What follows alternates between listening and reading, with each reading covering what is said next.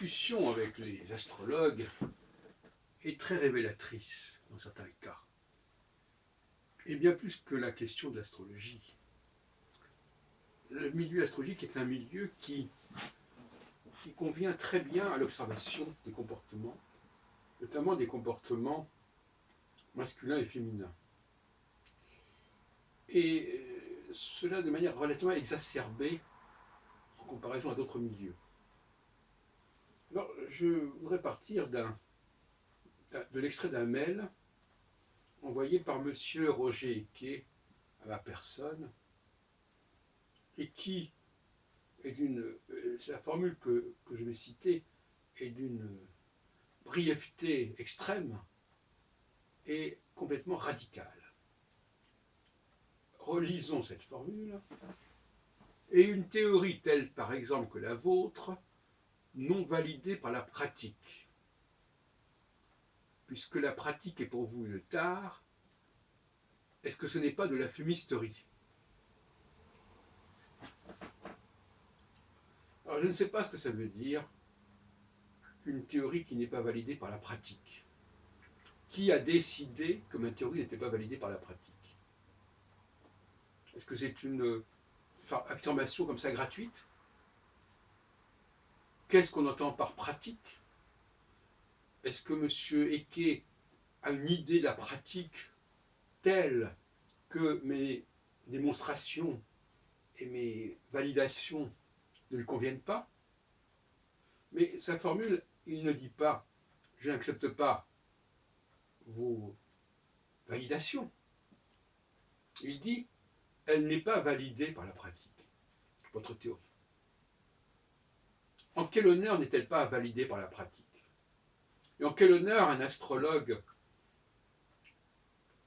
qui a une pratique par rapport à sa propre façon de faire peut-il porter un jugement sur une autre théorie qui n'a rien à voir et qui fonctionne avec un autre type de pratique?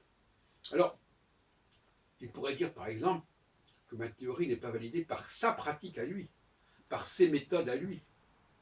Mais comment ma théorie serait-elle validée par ses méthodes à lui, alors qu'elle n'a pas du tout la même structure et la même teneur? Alors, donc là, on est dans une sorte d'hypersubjectivité. Ma pratique, M. Eke, c'est ma pratique, et c'est la seule valable. Et toute théorie doit passer par ma pratique, par les conceptions et critères de ma pratique. Je suis désolé, c'est assez effarant.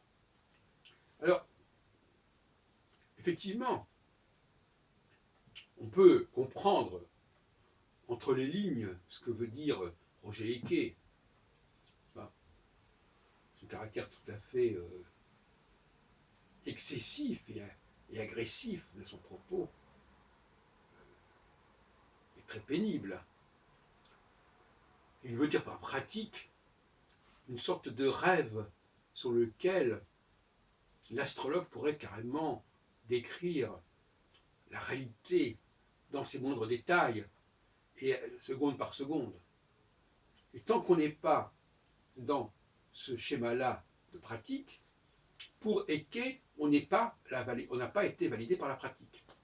Et en fin de compte, on s'aperçoit que pour Eke, aucun astrologue n'a une théorie validée par la pratique, sinon sa propre pratique, et sinon sa propre théorie. Alors, je considère que c'est un petit peu fou comme point de vue. Je regrette de le dire, parce que là, ça devient insupportable. Il y a dans le milieu astrologique plusieurs formes de pratiques, et il est quand même regrettable de ne pas respecter ces différentes pratiques. Au lieu de dire que cette pratique-là, soit c'est la pratique qui ne vaut rien, parce que c'est ça aussi. Votre théorie n'est pas validée par une bonne pratique, est-il sous-entendu. Parce que vous avez proposé des validations, mais ce ne sont pas des bonnes validations, ce n'est pas une bonne pratique, parce que ces pratiques n'étant pas exhaustives en quelque sorte, n'étant pas totales, elles ne valent rien, elles ne sont pas recevables par moi, M. Eke, Ixit. Et ce qui est intéressant aussi, c'est qu'il emploie l'expression, dans sa même formule, je crois, il parle de statistiques à un moment donné. Il parle de statistiques concernant ses travaux. Là, on se demande aussi ce qu'il entend par statistique. Il semblerait que par statistique, il ait compris, il veuille comprendre que ça veut dire que ça marche à tous les coups.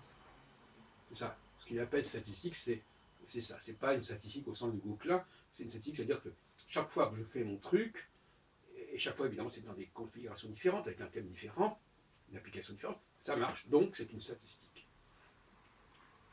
C'est pas la façon habituelle de définir la statistique. Mais c'est une façon qui est assez commode pour beaucoup d'astrologues, qui seraient très contents qu'on leur dise ça. Beaucoup d'astrologues vont dire, ah ben oui, ma méthode, elle est validée par une statistique, puisque statistiquement, elle marche à tous les coups. C'est-à-dire que le niveau de probabilité pour que ça ne marche pas est très faible, donc ça veut dire que ça marche, donc c'est statistiquement validé. On peut aussi entrer dans ce genre de discours. Alors, nous avons là un clivage majeur qui n'est pas un clivage philosophique au sens où des formations, des discours différents seraient entendus. M. Ecke aurait été formé à je ne sais quelle école de pensée, etc. Non, c'est des choses qui sont viscérales. C'est-à-dire que l'on est comme ça, on est NAIT, avec une sorte de conception tout à fait fondamentale, tout à fait instinctive de ce que c'est que le monde, et on voit le monde de cette façon et pas autrement.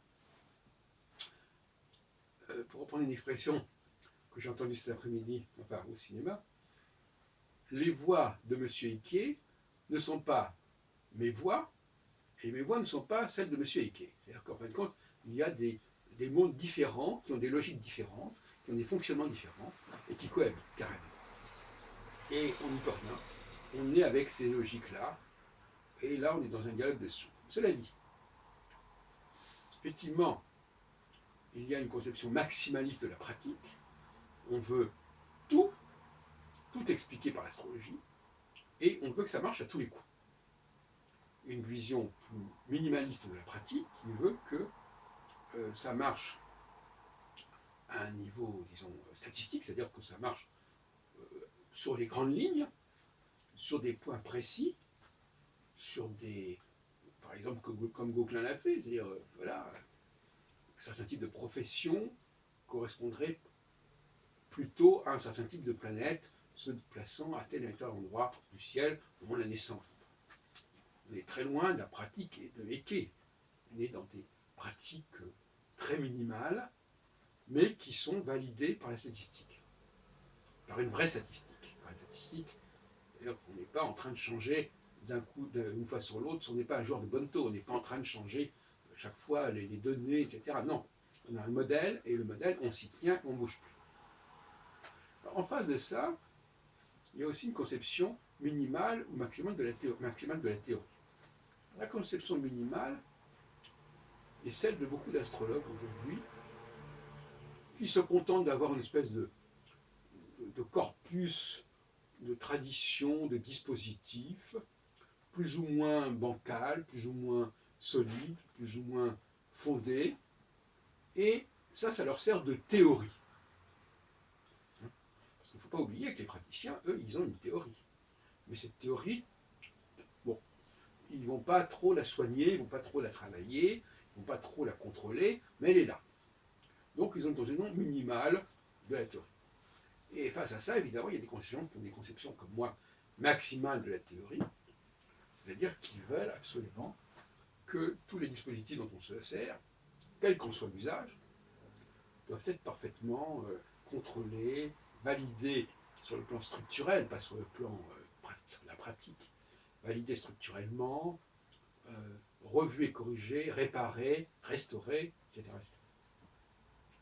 Et là, c'est, disons, il y a une plus grande exigence théorique. Et là aussi, bon finalement, là aussi, il y a des conflits.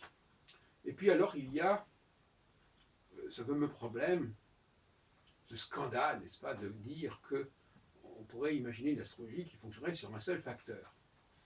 Et M. Ecke ne se prive pas d'ironiser là-dessus, en disant qu'effectivement, il a d'ailleurs une formule un petit peu amusante. Ni à présent l'astrologie comme fait désormais Brémorel, c'est vrai, assez vrai de quoi séduire celui qui ne veut plus, lui, ne pratiquer cette discipline, qu'en la vidant de toute substance, jusqu'à même n'en garder qu'une planète. Encore une de trop certainement, que vous ne tarderez pas à jeter, comme à rejeter toute tentative qui serait de faire de l'astrologie une science complexe, plutôt qu'une poésie, sinon un catéchisme. Certes, cette astrologie alpha et oméga n'est pas complète. Elle n'est pas complète. Alors elle n'est pas complète, voilà, donc c'est effectivement, puisqu'elle n'utilise qu'une seule planète, elle ne peut pas être complète, évident. De la même façon qu'une astrologie fondée uniquement sur le Soleil dans les différents signes zodiacaux n'est pas complète, ou sur la Lune. Donc là aussi, au nom d'une théorie, d'une conception de l'astronomie qu'il faudrait qu'on doit utiliser la totalité des planètes du système solaire, si on n'utilise qu'une partie, c'est pas complet. Et même si on n'utilise pas Uranus, Neptune et Pluton, c'est pas complet.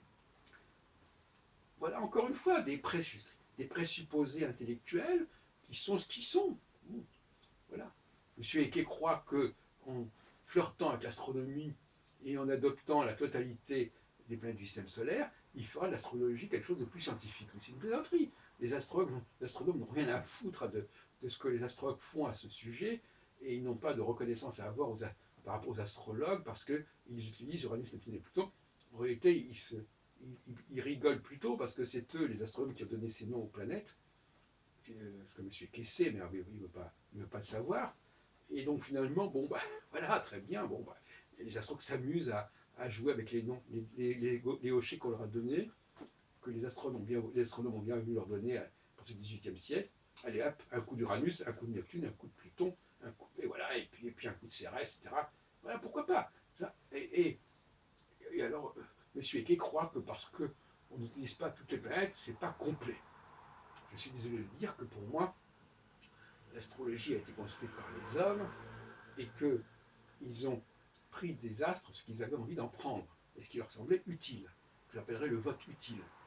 Et donc ils n'ont pas souhaité utiliser toutes les planètes. Et moi, ce n'est pas mon astrologie. Moi, je n'essaie pas d'élaborer une astrologie nouvelle, qui serait moderne, qui tiendrait compte des réalités astronomiques d'aujourd'hui. Moi, ce qui m'intéresse, c'est au contraire de retrouver une astrologie aussi ancienne que possible. Et donc qui aura marqué notre inconscient collectif, notre psyché, notre ADN, tout ce qu'on voudra, de façon extrêmement ancienne et ancrée. Parce que l'astrologie, elle ne peut pas se décréter aujourd'hui.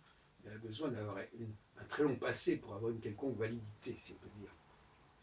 Donc là encore, voilà des procès, voilà, si on ne fait pas comme ceci, c'est pas de l'astrologie, et si on utilise une seule planète, ben bientôt on ne va plus en utiliser du tout. Tout ça, c'est extrêmement polémique, c'est extrêmement déplaisant, et c'est intéressant parce que on voit que les gens fonctionnent avec des schémas mentaux dont ils ne peuvent pas se libérer, qu'ils ne contrôlent pas d'ailleurs, et qui leur sont totalement évidents. Et malheureusement, le milieu astronomique souffre de cette situation. Parce que ces schémas mentaux, c'est ça qui est assez amusant, les astrologues sont normalement censés les étudier, ces schémas mentaux. Ben oui, puisque d'après eux, les schémas mentaux que nous avons, ils sont liés aux astres.